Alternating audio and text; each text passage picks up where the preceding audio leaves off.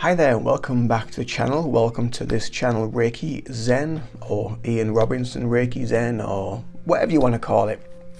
This is the channel devoted to you, to me.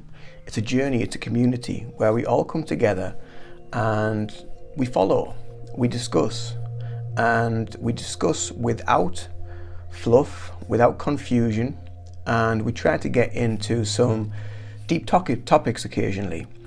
This video particularly is going to be quite a deep topic, and I've just come in from the gym, and before I even been for a shower or anything, I was just checking out a video on TikTok, and it was about spiritual truths and this and that and the rabbit holes and all the stuff that we go down. I thought I need to make a video about this while it's fresh in my mind. Spiritual truths and rabbit holes is what this video is going to be called. And I think for many of us that have been on a spiritual awakening journey and on a spiritual path, we're aware of the rabbit holes, we're aware of the spiritual truths. There are a lot of them. But where does it lead us? Where does it take us? What are the rabbit holes and the truths trying to show us? So when we think of the rabbit holes, for one, why are they called rabbit holes? Because there's that much information, there's that much stuff that when you end into one area, it usually takes you off onto another path of something else. So you might start talking and looking into chakra energy. So you start looking into chakras, and then you start looking into quantum and the quantum healing field, and then after that you start looking into Nikola Tesla, and you're looking at the 369 and the law of attraction, and you start looking at that, and then maybe you start looking more at maybe more religious and biblical texts and things like that. There's some truth that comes from that as well, but there's that much of it, isn't there? There's so much. But where's it actually taking us? Because we dip into one area, and we go down that avenue, and we go down that avenue, we wander around there, and we go down there, and we end up in that little hole, and we end up in these little burrow holes for so much time, and we're absorbing information as we're going, and then we end up going off somewhere else, wherever we feel called to go, whatever resonates with us individually. So, and what I've found over the years is when we're in that stage, I think it's a really, really important stage for us all to be in at some point, but also it's a stage that we can't get locked into and we can't get stuck. If you start getting stuck, then you're not evolving anymore. You're spiritually stuck. You're mentally, emotionally, and physically stuck as well. So you're stuck in all levels of life. So we need to be really, really careful with this stuff. And a lot of it can be a distraction. A lot of it can take us down all these different pathways and all these different avenues. And sometimes you get to the end of the avenue and it's like, well, there's nothing else there. I'm in this cul-de-sac now.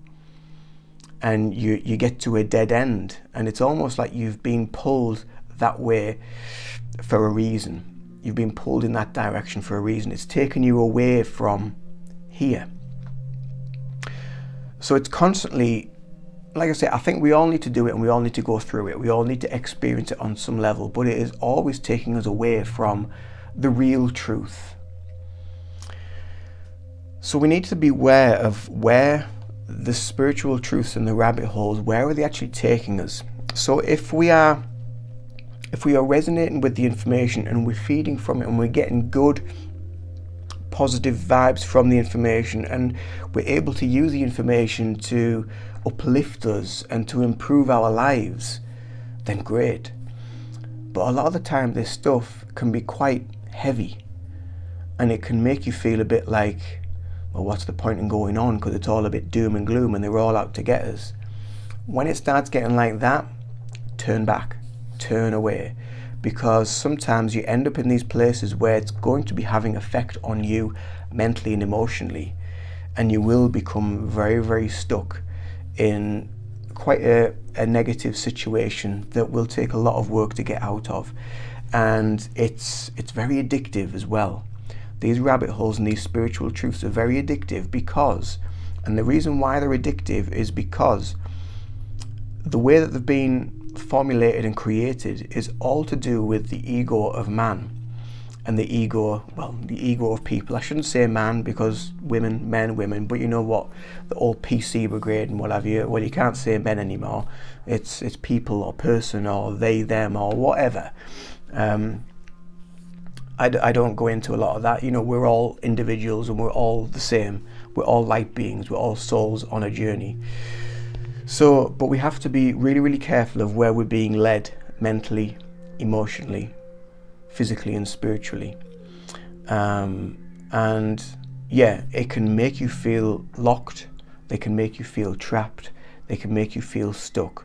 So be very careful. If it's not feeding you positivity and it's not making you aware of something for you to grow from, then be careful. Just be careful with that. So are they needed? Are the spiritual truths and rabbit holes needed?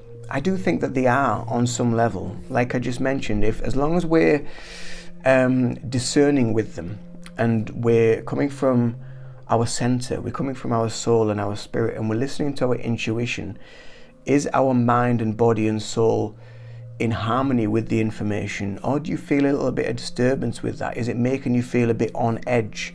Is it making you feel heavy and negative? Does it make you feel a bit kind of, well, what's the point? If it makes you feel like that, move away from it, because it's not serving you any good. It's distracting you, it's bringing you down vibrationally. So just be careful, just be aware of that. But I do feel that they are needed, because we need information for us to be aware of as well. But that awareness is where we come from. Our awareness is coming from our soul. It's coming from our heart space. It's coming from a heart-centered way of being. So if we're not approaching the spiritual truths and rabbit holes from a heart-centered way of being, that is when we can be pulled down different avenues. It can have effects on us mentally and emotionally. The other rabbit holes that we also sometimes need to be aware of is the rabbit holes that are fed to us through the movies, through TV, through the media, and they're all communicated to us via frequency, via images and symbols, and via signs. And we usually become aware of them when we start to awaken, we start to see things. So a prime example is the film The Matrix, where they talk about following the white rabbit. You know, so the white rabbit indicating Alice in Wonderland, where you're following the white rabbit on this journey and it's taking you into different avenues and different realms. And that's probably one of the first things that people usually talk about when they start to awaken is that film. But then as you move through your awakening journey, you will start seeing a lot more stuff, basically, in TV, in the media. You will see the world differently. You will see the news differently. You will become, as you go on your awakening journey, you're doing the healing work. So the healing work needs to go alongside the spiritual awakening. But as you're doing your healing work, you will start to become more aware of the vibrational field of the news, of the mainstream media, of the things that are going on in the world, of the actors that are out there trying to weave patterns and try to deceive us with their own little ways of what they like to do, and using imagery and words and symbols in a very, very hypnotic way to pull people in. So we really, really have to be careful with this. And again, because of the rabbit holes and the spiritual truths, we start looking for everything in films, and we actually start get some. I've seen people before where they no longer enjoy the movies because they're too busy looking for the subliminal messages. So they're really out of their present moment. They're really out of themselves. Again, they've externalized from the self into the world that is being portrayed towards them. So it's a very, very, it's a knife edge. It really, really is. It's a very, very tricky place that we need to be, and we need to tread very, very carefully. For a lot of years, I was very much down a lot of different avenues, but I didn't go as deep as a lot of people. Because it got to a point where I was just, well, what is this actually serving me? Watching this, reading this, doing that, looking into that, and all the while I was feeling this almost like an anxious energy coming up from what I was seeing and feeling, and also from the world and from the global energy as well. They're very much a fear, anxious feeling. So we need to be careful of how we're living with the information that we're receiving, and also how we're processing it. And are we sitting with it for too long? Are we sitting for hours and hours and hours a day, where it starts to affect your very being and your life, because you become so enveloped in this world, and you lose connection with yourself. You lose connection with the present moment, which is everything that we're searching for on a spiritual journey, is the present moment. You lose that totally because you're so out there looking for things, looking for information or signs and symbols and whatever. So what do we do with the information? Once we've seen it and once we've got it, what do we do with it? Do we just put it on the wayside? Do we remember it for a future moment? So going back to what I was talking about earlier, how is the information feeding you? Is it creating a disturbance within you? Is it creating a fear? Is it creating an anxiety, like I just mentioned? Or is it more soul-driven? Is it more an intuitive feeling that I need to know more about this? And the other aspect of that, as what I'm hearing now, is just to be careful with that, because sometimes being soul-driven can actually be the ego that is directing us in that avenue as well, to pull us away from where we need to go, from the truth of ourself. And the real truth, the real spiritual truth, is only ever found in one place, and it is in here. It's within you. You are connected to the biggest archive of information. You are connected to the universe, the higher self, the heavens, your guides. You're all an aspect. We're all an aspect of all. All is one. So we need to, when we're doing this, we're looking for that. We're feeling for that. But we're not looking externally. We're not looking, oh, where is it? It must be over there. And it's a bit like the message from Jesus in the Bible. The kingdom of heaven doesn't come with signs to be perceived. So what does that mean? And basically it means you can't look at it. It's not, oh, it's there, it's there, it's there. It's always here. It's within, because the kingdom of heaven is within you. And you are an aspect of the divine. So the more we're doing the inner work, the healing work on our spiritual journey and our spiritual awakening, the more we become aware of ourselves, and the more we start to let go of the distractions and the shackles of a lot of this information. From when my awakening began, I became very, very interested in a lot of stuff, a lot of what some people call conspiracy theories, but they're never a conspiracy theory because they all come true after about 6 months. And they often say, like, what's the difference between a conspiracy theory and the truth? And it's about 6 months usually, because all the truth starts to come out. And this takes us to where the Buddha used to say, don't try to calm the storm. Calm yourself and the storm will pass. And that's because the truth becomes present. You can observe it pass, and then it moves away. So everything unfolds. Everything happens for a reason. And the spiritual truths and the rabbit holes, they happen for a reason. They are a part of a journey, a much needed journey. However, we need to be discerning with them. We need to be careful with them.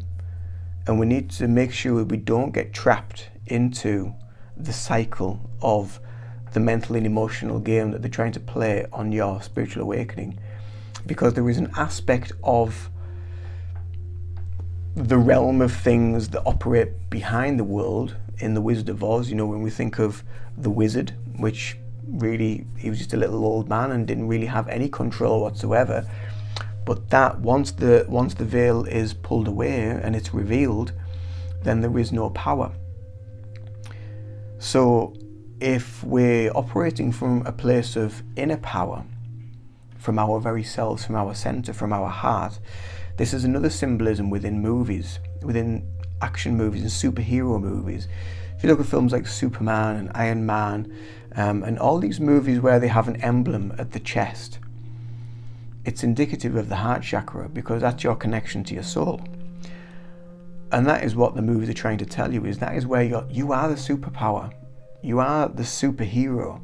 You are the hero for yourself. And all we need to do is connect to the heart, connect to the love, connect to that frequency that is within, because that is the operating system for everything, for all. So just be careful on your journey. Be careful with the spiritual truths and rabbit holes. Don't be pulled in. Just dip in now and again. And remember, if it's not serving you a higher good, if you're not feeling uplifted and elated from the information, you're feeling a little bit deflated and a little bit, well, what's the point, really? That sort of energy, then step away from it. Just be careful. Just be careful with that. But as with everything, you've got to make your own decisions. You've got to make your own journey. You know, I know it's a little bit of a cliche, and it's a little bit of a, well, you said this, but now you're saying I should just do what I want. You have total free will of whatever you want to do. That is the thing about life, is you have total control. You have total free will. But having full awareness within that free will is where the true learning, the heart connection, that's where it comes from. That's why we work on the healing along that journey. So I hope this video helps to enlighten you slightly in some way. Not that I'm speaking from, don't think of myself as some guru or anything like that. I'm on the same journey as you guys that watch this channel. Exactly the same, just moving through the peaks and troughs of life and dealing with them as best way that I can, and trying to forward information that may be beneficial to you on your spiritual journey. If it does help and you have found benefit from this, then do feel free to follow, like, subscribe wherever this video goes to, and I'll see you in another video soon. But do take care. If you're watching this on YouTube, don't forget to check out all my playlists: spiritual awakening playlists, spiritual development playlists, there's meditations, hypnotherapy sessions, Reiki sessions, crystal healing videos. There's all sorts on this channel, so have a look, and I hope they work and they help you. And don't forget to subscribe, and I'll see you all again soon. Much love. Do take care. Bye for now.